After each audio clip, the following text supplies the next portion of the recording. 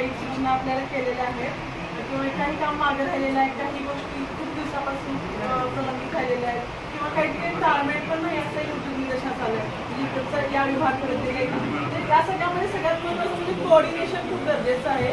Coordination झालं, एखादं कुठे काय झालंय लगेच तिकडून झालं तर एक खूप फास्ट होण्याचं काम इतकं खूप म्हणजे ते प्रलंबित राहायला पण नको, आपल्या चुनाकडूनच राहायला नको. जर काही अडचण असेल तर तात्काळ माझ्या निदर्शनास आणून देऊ, त्यावर आपण लगेच ॲक्शन करता आले. मी त्याचं स्वतः पर्सनली फॉलोअप घेतच असते आणि तिथून पुढे पण मी जे काही आपलं राहिलेले पेंडिंग विषय आहेत ते जास्तीत जास्त लगेच म्हणजे 15-1 दिवसामध्ये सगळी आपल्याला पेंडिंग विषय कव्हर करता येईल, कारण तेवढा आपल्याला वेळ पाहिजे काही कागदपत्र तपासणी छाननी करण्यासाठी. तर आपण सगळे विषय मार्गी लावूया. काही अडचण असेल तर आपण संबंधित गावचे ग्रामसेवक, सरपंच किंवा लाभार्थी यांना लगेच काही तात्काळ बोलून घेऊ, आपण सगळे निकाली करून मार्गी लावून घेऊ.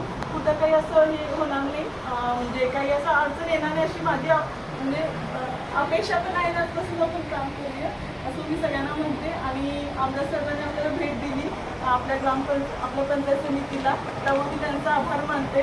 आणि सगळे ग्रामस्थांचं जे काही आपले सन्मान्य सरपंच सदस्य गावकरी आलेले आहेत, सगळे आपले HOD आणि आपले सगळे ग्रामसेवक, तर सर्वांचंच मी आभार मानते.